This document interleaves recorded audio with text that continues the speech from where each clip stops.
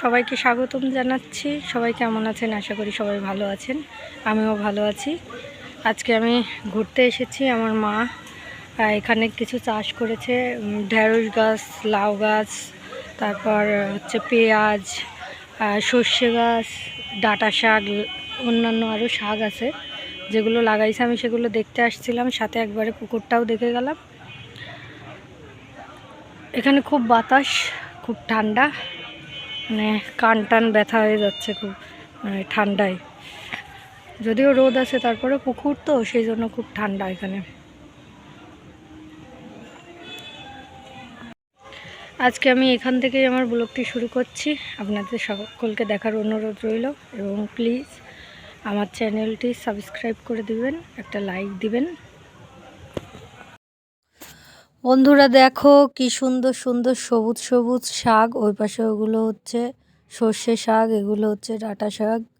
ওই সামনের দিকে পেঁয়াজের কালি আছে, লাউ গাছ আছে। দেখো কি সুন্দর হয়েছে। এই ডাঁটা শাকগুলো এই ছোটো ছোটো শাকই তুলে খেলে এত সুন্দর, মনেই হবে না যে এগুলো ডাঁটা শাক।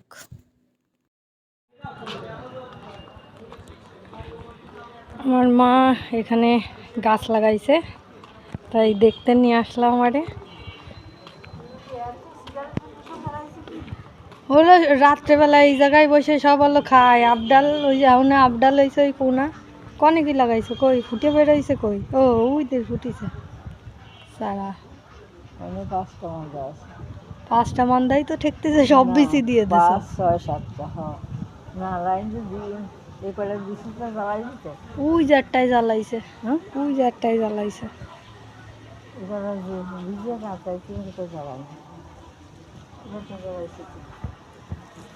এটা একটা জ্বালাইছে। এগুলো কি ঢেঁড়স গাছ? ওই ঢেঁড়স ওগুলো সব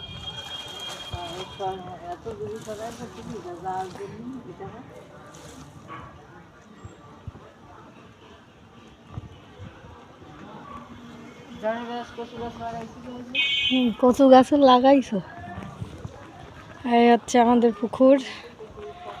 এখান থেকে আমরা বড়শি দিয়ে মাছ ধরে নিজেদের খাওয়ার মাছ নিজেরাই ধরি, কিন্তু যেহেতু এখন শীতকাল সেই জন্য কিন্তু এখন বড়শিতে মাছ বাঁধে না, সেই জন্য এখন বড়শি পাতা হয় না। এখন মাছটা আমরা কিনেই খাই। এই পাশের জল শুকোয় গেছে না, এই পাশের জল শুকায়। এই যে মাটি দেখা যাচ্ছে। আমার মা বড়শি পাইতে রাখিছে।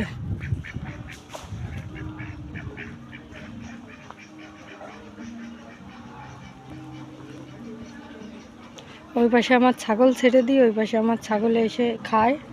তা মাঠে কোনো ঘাস টাস নেই বলে সেই জন্য এখন আর ছাগল ছাড়ি না। আমার মা পাতা ফেলে দিয়ে গেল, শামুক বাঁধবে, হাঁসে শামুক খাবে সেই জন্য। ওই যে হাঁস,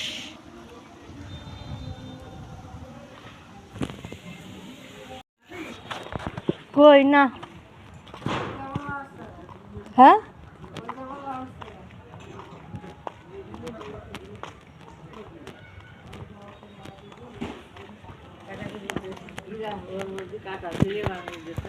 এই যে ওইখানে লাউ চারা উঠিছে।